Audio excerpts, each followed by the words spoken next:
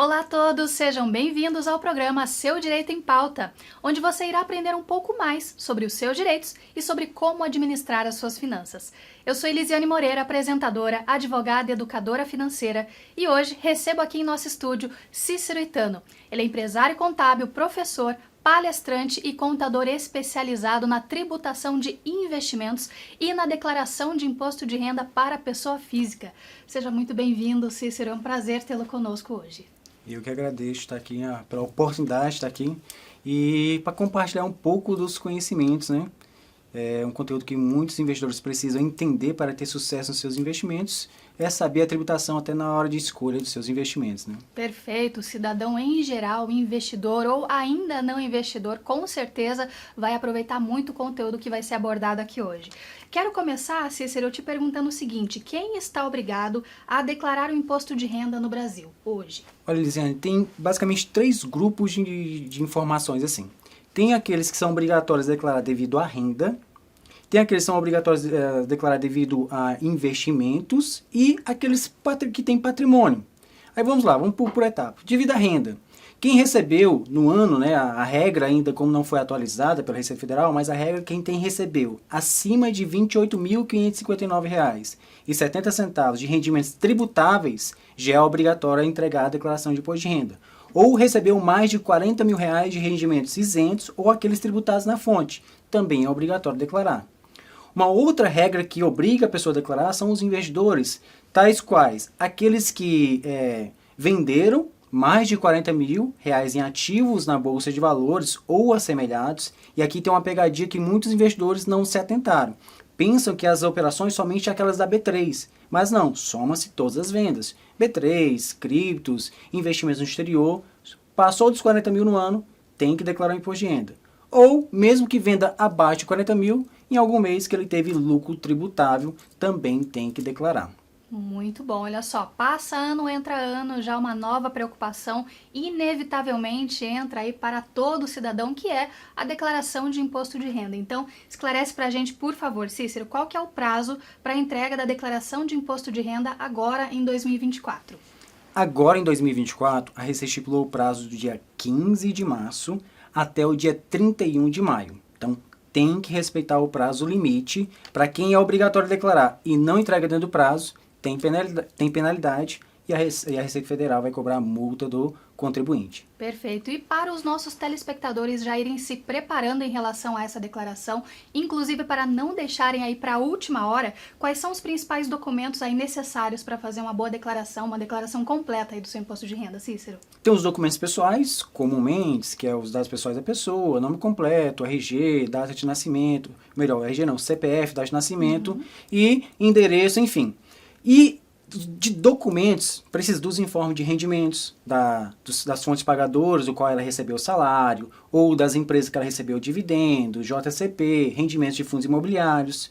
Precisa das notas de corretagem, onde o investidor vai fazer ali o cálculo das suas operações, cálculo do preço médio, o lucro e prejuízo das vendas que ele realizou em bolsa de valores, para informar corretamente na declaração.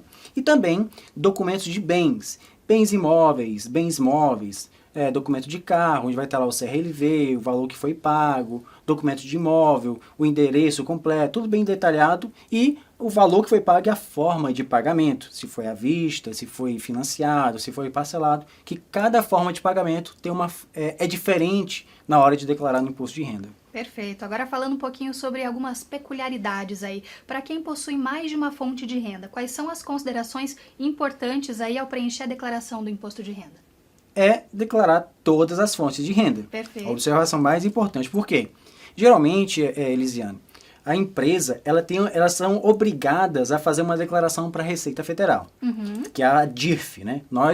A pessoa física faz a DIRPF, que é a Declaração de Imposto de Renda da Pessoa Física, e as empresas a DIRF. Essa DIRF é a declaração de imposto retido na fonte. Então, se a pessoa trabalha, vamos pegar um exemplo de professores, né, que pode essa acumulação de cargos, trabalha em duas instituições. Aí fala assim, não, vou declarar só uma, porque se eu declarar as duas eu vou pagar imposto. Mas a Receita já sabe. E quando ela declara apenas uma fonte pagadora e não declara outra, automaticamente ela já vai cair na malha fina e a declaração dela vai ficar retida até que ela que retifica, Regularize. corrige o problema. Perfeito. Cícero, como funciona a restituição do imposto de renda e em quanto tempo o contribuinte pode esperar por ela? Olha, a primeira observação é que nem todos têm direito à restituição de imposto de renda. Por quê? Só tem direito à restituição quem teve imposto retido na fonte. Então, vamos pegar um exemplo, uma pessoa que é autônoma, não contribui, não faz o preenchimento do Carnê-Leão e não teve nada de pagamento de imposto. Então, ela não terá nada de imposto a ser restituído. Agora, pegar um trabalhador CLT, que tem lá a sua renda, é retido no contra-cheque o valor de IR/RF, que é o imposto retido na fonte. Aí, a depender das despesas dedutíveis que ele tiver, a depender da quantidade de dependentes, a depender do total da renda dele, ele pode ter uma restituição de parte desse valor ou do valor integral, que foi ali retido na fonte. E geralmente o prazo de pagamento, a Receita paga em 5 meses, né? Em 5 parcelas. A primeira parcela geralmente é para as pessoas com prioridades, idosos, deficientes e tudo mais. Aí a partir do segundo mês, aí que entram as pessoas de classe normal. Aí, a partir do segundo mês, o que a Receita considera é quem entregou primeiro. Então, quem entregar no início do prazo, tende a receber nos primeiros lotes de restituição. Perfeito, conforme a data realmente. Cícero, como que a gente faz aí para declarar rendimento de trabalhos freelancers ou autônomos? Existe alguma particularidade?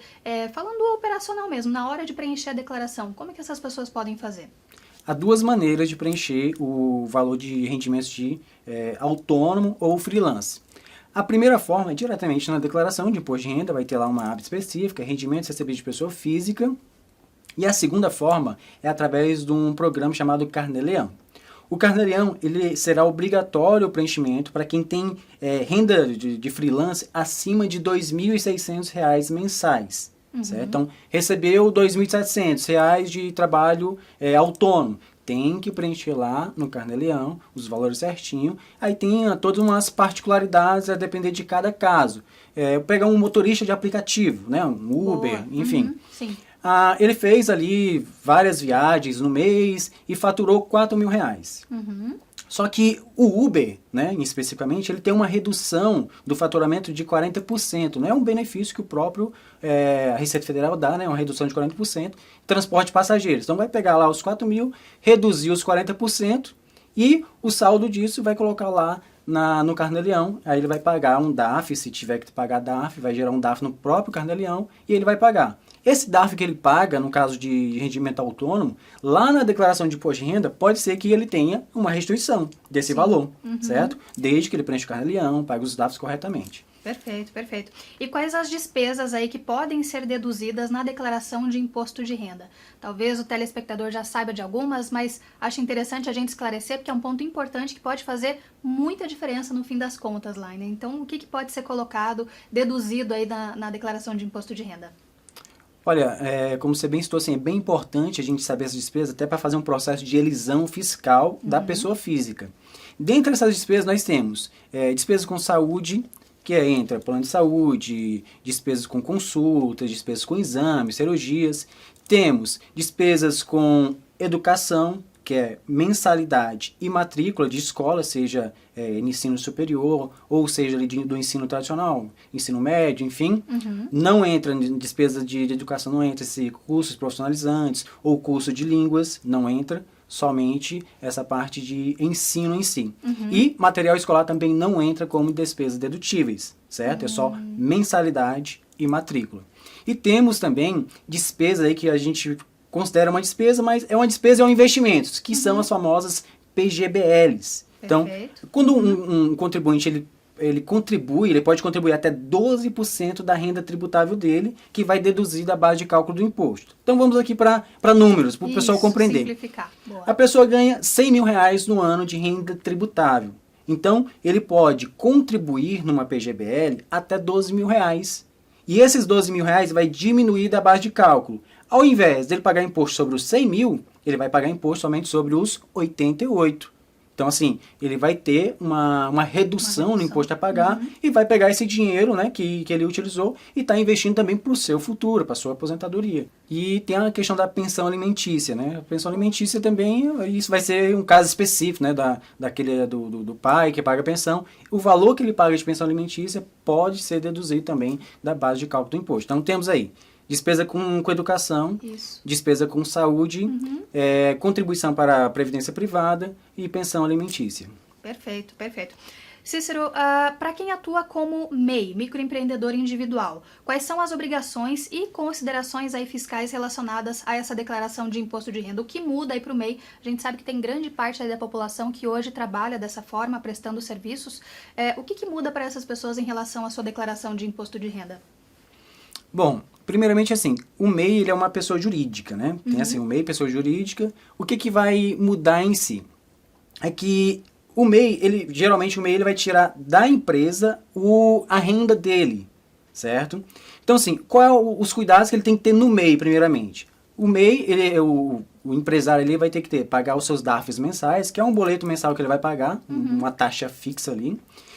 Tem que ter o controle das suas receitas e despesas, até porque o MEI, conforme a legislação, ele tem um limite de faturamento, que é até R$81 mil ao ano, então ele tem que ter esse controle, porque se algum determinado mês ele ultrapassar esse teto de faturamento, ele já vai ter que fazer o desenquadramento da empresa e ir para uma ME. Perfeito. E também ter o controle, quando ele tem uma contabilidade, a importância do MEI ter uma contabilidade também ativa, é que na hora da declaração de imposto de renda pessoa física, ele pode distribuir todo o ganho que ele teve, líquido, né? Tirou ali os custos e tal, o que sobrou, ele pode distribuir como lucros e dividendos. E isso ainda, né? Apesar de ter projetos aí para ser tributados, mas ainda está isento. Então, assim, ele não vai pagar nenhum tipo de imposto na pessoa física fazendo dessa forma. Mas para isso tem que ter uma contabilidade ativa e tudo documentado. Ainda nesse bloco, Cícero, eu gostaria de te perguntar, quais são os tipos de investimentos aí que são tributados no imposto de renda?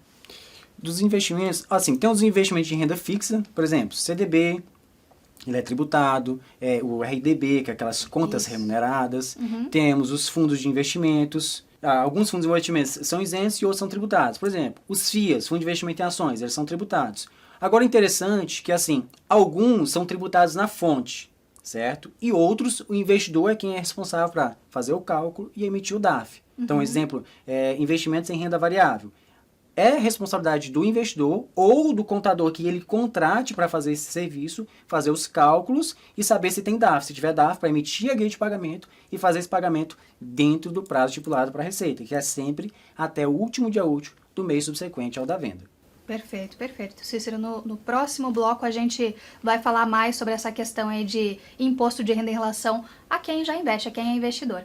Bom, a nossa conversa está muito boa, tenho certeza que várias informações aqui já são novas aí para você, telespectador. Nosso programa tem essa missão de te levar esse conteúdo relevante sobre tudo que faz parte aí do seu dia a dia enquanto cidadão. A repórter Isabelle Almeida conversou com uma pessoa sobre esse assunto e você não pode perder. É no próximo bloco, o programa Seu Direito em Pauta volta já.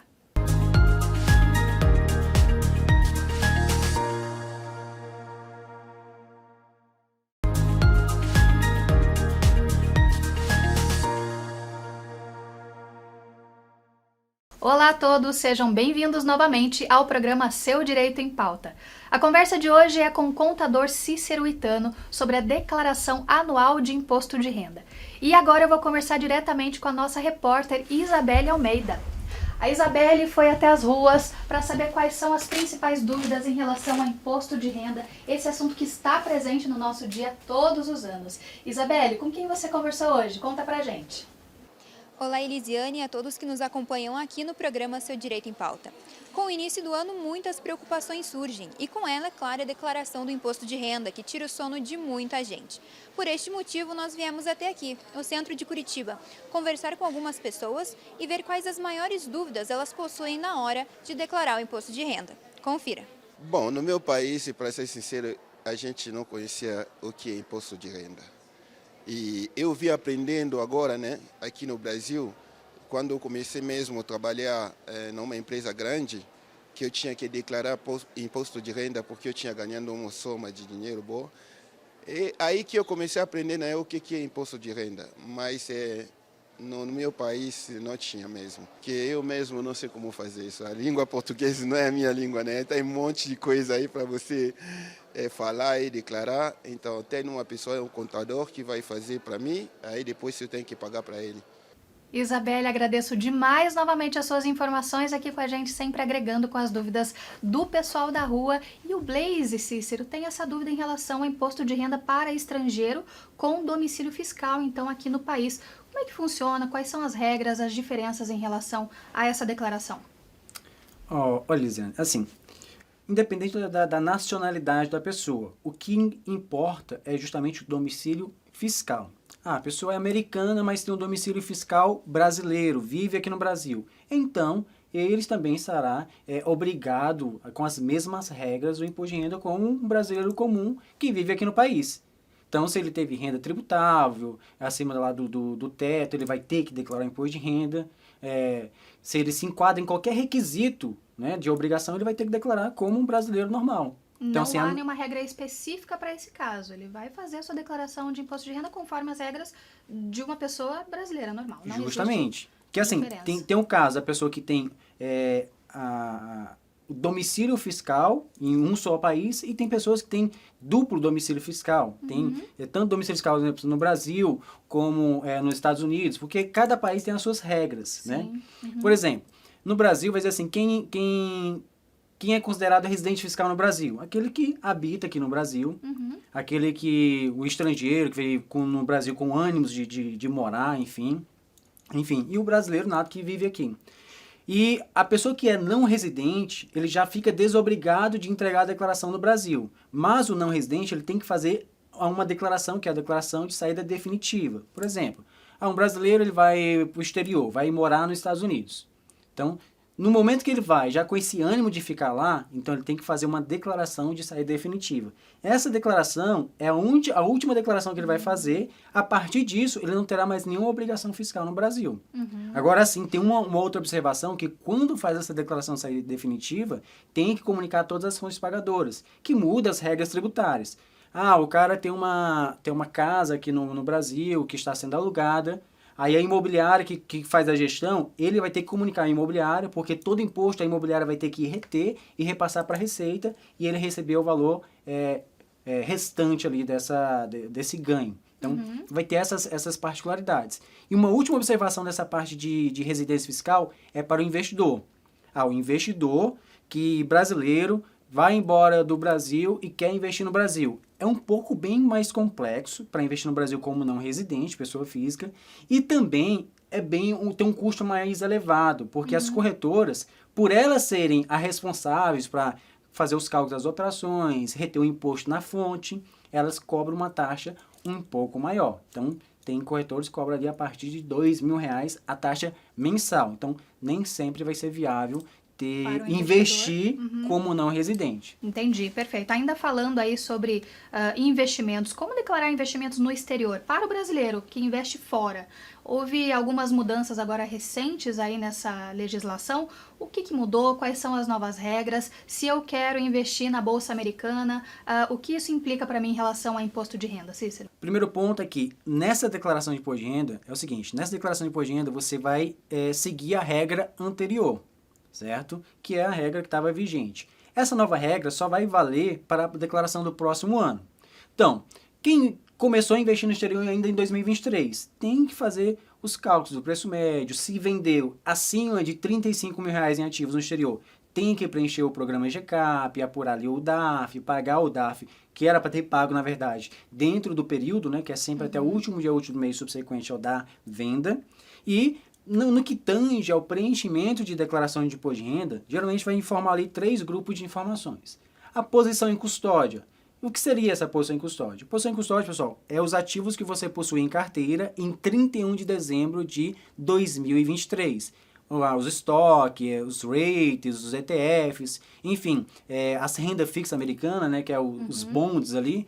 Todos esses ativos que você possui em carteira em 31 de dezembro, você vai ter que informar na declaração lá na aba Bens e Direitos. E tem que ser informado em reais. Você manda em dinheiro o real para o exterior e converte em dólar e tal. Aí, na declaração, você vai informar o valor em reais, sempre em reais. e tem as regrazinhas de conversão.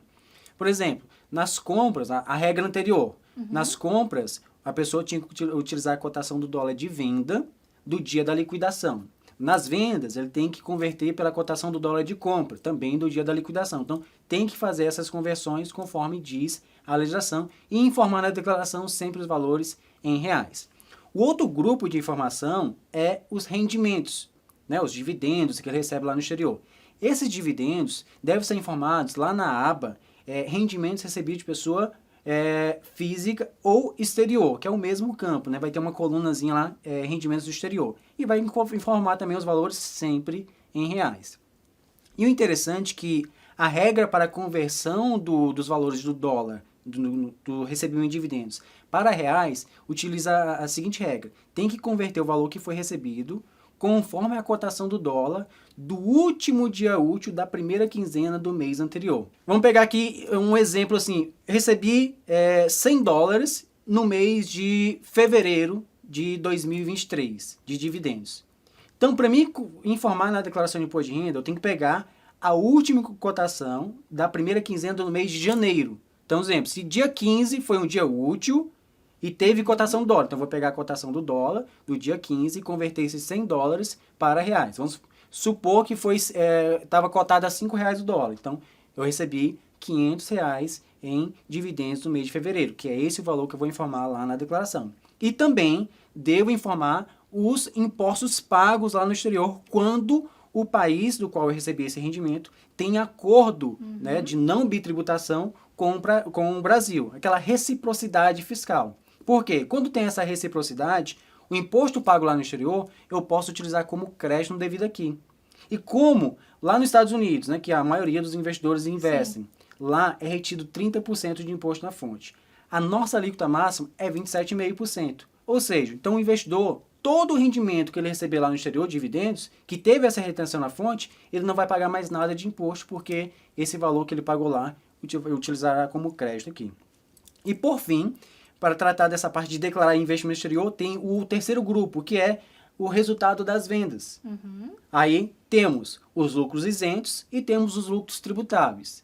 Para me saber o que é isento e o que é tributável, depende do total de alienações no mês. Então, se o investidor, no mesmo mês, dentro do dia 1º de janeiro a 31 de janeiro, por exemplo, ele vendeu abaixo de R$35 mil em ativos no exterior, o lucro que ele teve é um lucro isento. Se é isento, não paga nada de imposto de renda. Contudo, tem que ser informado na declaração de imposto de renda. Se ele vendeu acima de R$35 mil dentro de um determinado mês e teve lucro, esse lucro vai ser tributável e ele vai pagar ali a partir de 15% de imposto de renda sobre o ganho de capital. Observação, o que eu expliquei até agora é a regra antiga que ainda está válida para a declaração desse ano. Isso. Agora vamos abordar aqui um pouco só o que teve de alteração na regra nova, né, nessa nova lei que entrou em vigor a partir de dia 1º de janeiro de 2024. Agora é o seguinte, quem investe no exterior, dividendos, ganho de capital, vai entrar tudo num bolo só. Na mesma conta. Então, assim, não tem mais isenção, né? Essa faixa que quem vendeu acima de 35, abaixo de 35 mil tinha isenção. Acabou a isenção. Vendeu com lucro, vai ter que pagar o imposto. Uma diferença, antes a base de cálculo era anual, né? O período de apuração, melhor, antes era mensal, agora passou a ser anual. O que significa? No ano passado, somava as operações de um determinado mês. A partir de dia 1º de janeiro desse ano, a gente vai calcular todas as vendas do determinado ano. E só na declaração de ajuste anual que irá fazer essa prestação de conta. Antes, você não podia fazer a compensação de prejuízo.